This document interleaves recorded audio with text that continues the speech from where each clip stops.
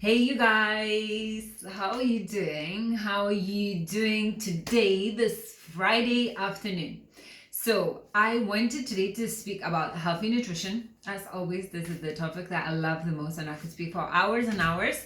However, I will not, because we all know that our brain can process small amounts of information way better than huge amounts of information. That's why we should always be learning by breaking down information that we have to learn in small amounts.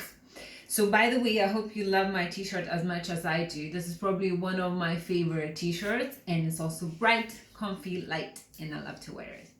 Right, so I'm gonna give you 7 key steps in your healthy nutrition, and they're not in order. However, they are all very important. So pay attention to all of them, and I will list them below of the post as well.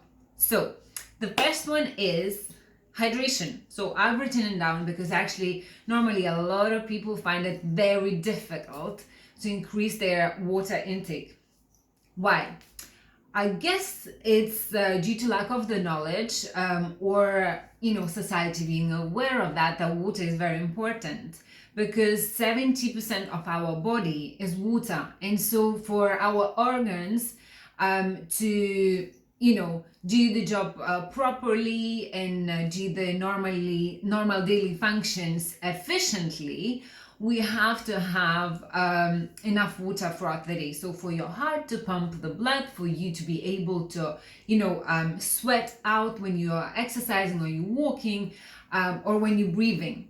Funny enough, if you didn't know, all these bodily functions needed water, and we lose minimum 500 milliliters of water throughout the night. So surprise, surprise, I didn't know that when I discovered it first. However, it's the truth. So hydrate. Minimum 2 liters of water a day. It's a non-negotiable. It has to happen, because that's when your body at its best and your skin is the most amazing, and your body is the most amazing. Second thing, fiber/veggies. So vegetable intake is very important, because that improves your bowel movements, that gives you fullness feeling when you had your meal. So whether it is breakfast, whether it is lunch or dinner. So that would be a key thing number 2. Key thing number 3 is your protein number. So your protein intake. With each meal, we have to have a high amount of protein. Why?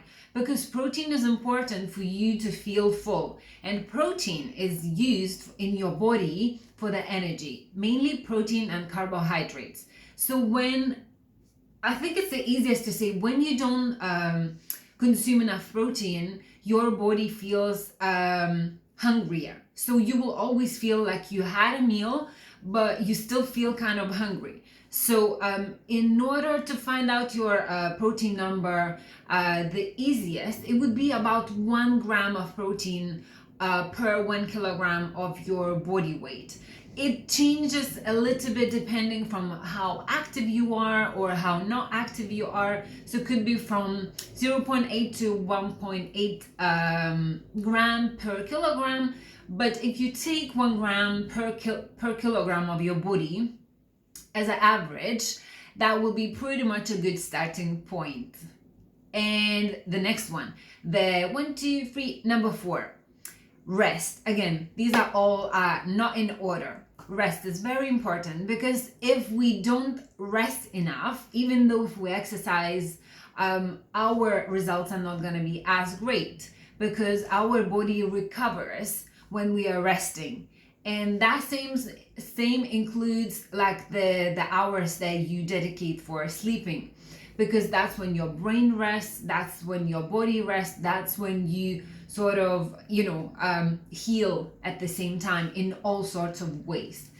So that is key. And a lot of us, we want to be very, very, very productive, and we perks of being foreigner, I cannot remember the word. We give in sleep hours to work more, or to maybe watch TV, or to do something but rest. So it's very important, and I'll do a separate subject, the topic analysis on that later on. So that was rest. The next one is moderate exercise. Why moderate exercise is so important? It's because we are human beings and our body has to move. Compared to 50 years ago, we move way less and we eat way more. So how are we supposed to stay healthy if we consume way more food and we exercise or move way less? Now instead of stairs, we most of the time take escalator. Now instead of, doing the laundry as we used to do in older times, now we have a washing machine that does it for us. So in that case, because we're doing way less of physical activity, we have to choose to be physically active every day, at least half an hour, 3 to 4 times a week. This is key, and that will affect our overall health, and it would make it easier for us to stay healthy when we are in the later years of our life. So in our 60s and 70s, when our body functions slow down anyway, and it's more difficult to lose, let's say, higher percentage of body fat and visceral fat. So that is very important to do now while you can. Next thing, eating every 2 to 3 hours a day. So if you're eating every 2 to 3 hours a day, that keeps your body being able to work with the amount of energy and provide you energy. And if you just eat once a day, so pretty much you can imagine that your metabolism is gonna slow down significantly. And also, I don't know how about you, but I'd be probably feeling starving for the bigger part of the day. And I can tell you from my perspective, that is not a good feeling to have. So I would encourage you to try to eat every 2 to 3 hours a day and see how you feel. However, also include all the other things that I mentioned before. Last but not least, no skipping breakfast.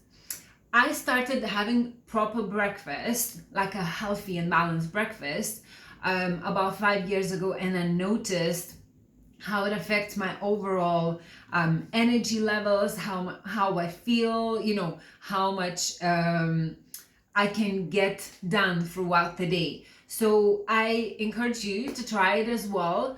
And the importance of not skipping breakfast is because when you wake up, your body have been fasting for several hours. So it depends. If you went to bed 11 and you woke up, let's say 5, well, I'm taking my example, or you went to bed 12 and you woke up 6, you have slept 6 hours. So 6 hours your body was doing things, recovering your body tissue, building new cells and get rid of the old cells. So it was using body water, and it was doing things, so in that case your body is hungry. So if you don't have breakfast, then the first meal, let's say you have at like 11 a.m. So your body have been fasting all these hours and had no fuel whatsoever. So that is the important thing to remember if you're skipping breakfast,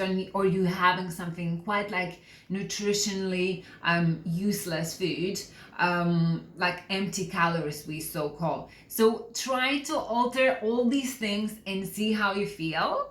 And if you need any advice, please feel free to ask me. I love what I do, and so I'm happy to help you. In the meantime, love you and leave you, and have a wonderful day, and we'll speak with each other soon.